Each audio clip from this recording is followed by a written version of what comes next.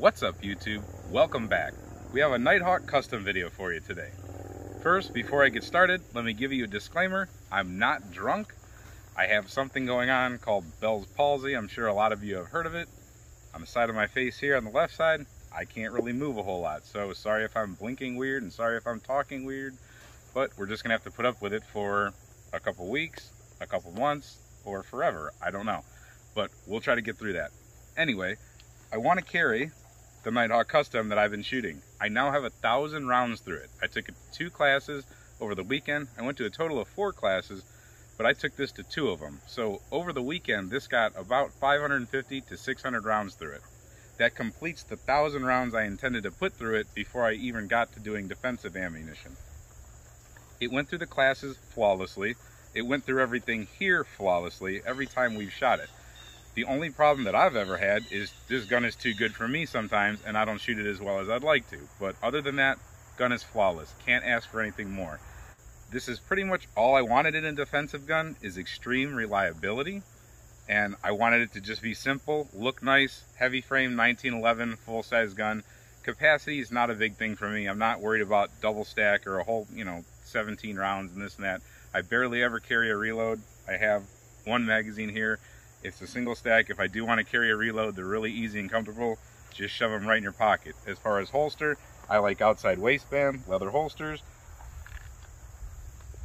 Doesn't get much more simple than that. I don't need Kydex. I use Kydex every now and then, but I don't need it. I like to have leather. I prefer it.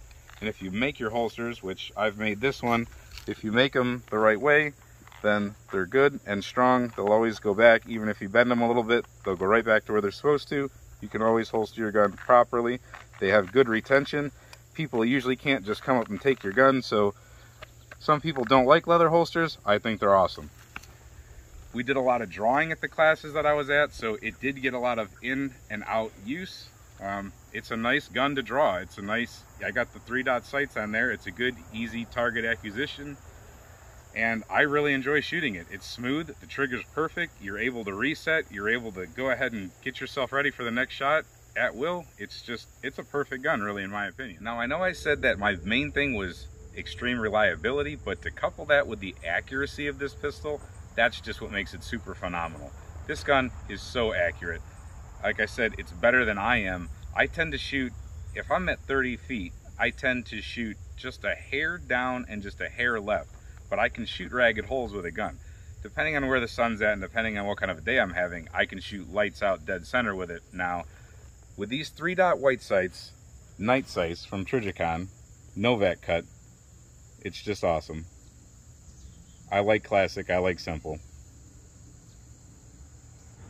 After 1,000 rounds, there's really not much wear on this pistol. Of course, the hammer's got some marks, a little bit here where I dropped the slide, little movement on the trigger, but overall, barely any holster wear, just a little bit here at the tips, but it's already been dehorned, so it really doesn't drag. A little bit here on the bushing. So now that we have the sun blaring on us, that's always fun, we're going to go ahead and start the hollow point test in this firearm. We're going to be running Nosler Customs, and that's 185 grain sitting on top of 5.6 grains of tight group. That's almost getting up to Redline in the Hornady book. But that's a really nice jacketed hollow point bullet. They're very accurate. We've taken our time to load these very nicely. I would trust these specific bullets for defense for myself. We're also going to run some of these what used to be PDX-1 Defenders, but now they are just the Winchester Defenders. 45 grain, or 45 auto, 230 grain. The 2 different magazines we're going to use are the ones that came with the gun, the Nighthawk Custom, which I'm pretty sure are made by Metgar. And then we're going to use the Chip McCormick's that I've always used in all my 1911s. These are super reliable. These are the Power Mag Plus 8-rounders. They're both 8-rounders. And I ran these in the class flawlessly through this gun. Not a hiccup, not a problem. They don't have the same base plate, but they're similar.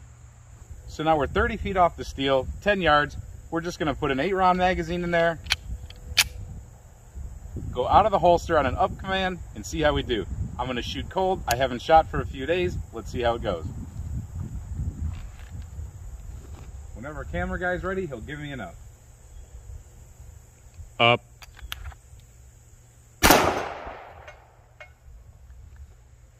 I'll take that. That's why I like this firearm. All right, camera guy. Up.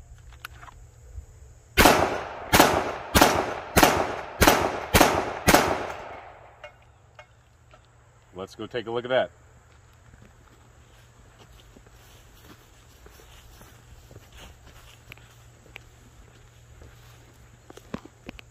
I wasn't trying to bullseye shoot, but every one of those went where it's supposed to go. That's how big that center ring is, just in comparison. I'm not sure the exact measurement, but for a defensive firearm, to empty it out, that was 8 rounds.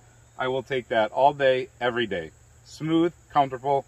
Actually, that ammo is just a little bit hot, like I said. It's almost redlined in the book, so that's mimicking defensive ammo. And it ran through the firearm, no problem. I like that. Let's run some more. So let's do something similar, but eventually we're going to have a mag change involved. Just out of the pocket, mag change. I'm going to stage it just a little bit, kind of cheating. Whenever you are ready, camera guy.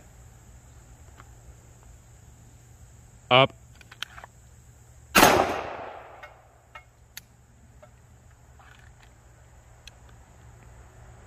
Up.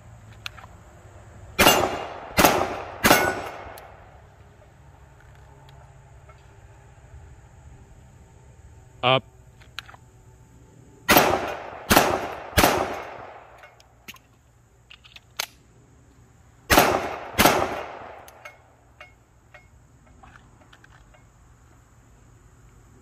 Up.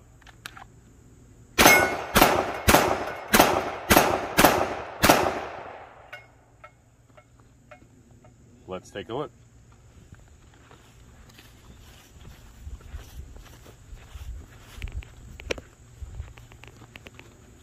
So now that was a total of 16 shots. Sometimes this plate rings, sometimes it doesn't. But everything's in here except for these, I believe, 2 that I chipped out. We'll see on camera, you guys will see, and we'll see in editing, but I'll take it all day, every day again. Let's try one-handed from the draw. Up.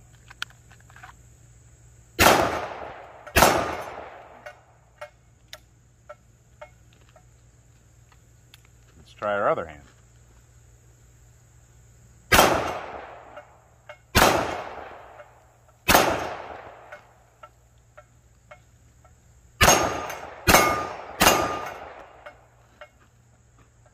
Let's take a look.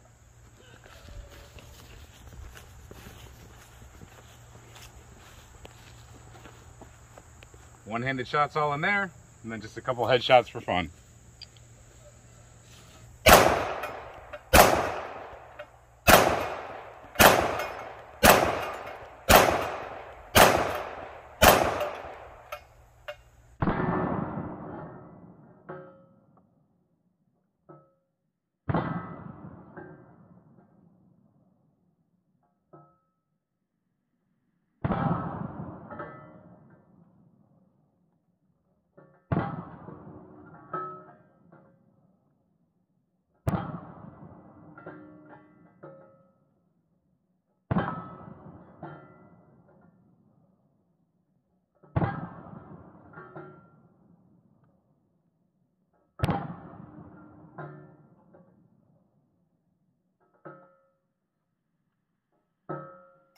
Alright, I told you guys I'd run the Winchester Defender through it. That's the 45 auto, 230 grain. We're at about 30 yards right here, so we're getting close to the whole 40-yard thing people have been talking about lately. But we have 8 in the gun, 8 in the magazine, 1 in the pipe, for a total of 9 in the gun for a realistic carry scenario. I'm just going to do 1 magazine here for you on camera. I've got more of that stuff inside, and we'll be going through it, but I want to get at least 1 mag today. So, camera guy, give me an up whenever you're ready.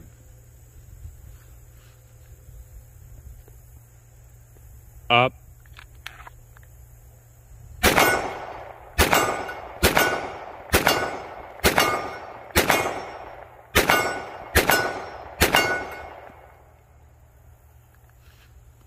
Alright, it ran fine.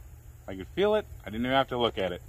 I'm shooting a little bit to the left there, but I also can't close my left eye, and I'm used to shooting with one eye closed. That's my little handicap. I'm going to have to get used to 2 eyes open here for a little while. At 30 yards, it's affecting me a little bit. Let's go take a look though real quick. So like I said, am I happy with my shooting there? No. Did I get hits? Sure. Would I have, probably taken care of business if I had to? Yeah, but I definitely have a handicap now with having two eyes open when I've never been used to shooting like that. I'm going to do a video talking about that. I've been meaning to talk about one and two eye shooting and the pros and cons and what you should do or shouldn't do. Believe me, there's no right answer. I'll give you a whole spoiler right there. But that's my deficit now that I have to put up with and I have to work with. At distance, it shows. But I shoot just a little bit left for this gun anyway, and this just shows you also what happens when you back up the distance, how that can get exacerbated. So just because you're standing right in front of paper at 10 feet and you shoot really good, but you shoot a little bit off to the left, don't pat yourself too much on the back, because if you back up, you might see things spread out a lot more. If I was at 40 yards, I would have missed a few of these. But it is what it is. So I do think this gun is worthy of carrying. I'm going to go ahead and shoot it a little bit more off camera, and then I'm going to load it up and I'm just going to carry it regularly. I'm happy with it. Tell me what you guys think about it. That's more than 1,000 rounds, and I'm just going to keep cranking. I'm going to keep taking it to classes. I'm not going to baby it just because it's a Nighthawk. It was bought to be shot. It was bought to be carried, and I'm glad I got it. Let me know what you think we should do with it other than just shooting steel. That gets a little bit boring, but I'm going to use it for gel testing and stuff. But anything else you can come up with, let me know. Thanks for watching, and thanks for putting up with my paralyzed face. And until we see you next time, stay safe, have fun, and keep shooting.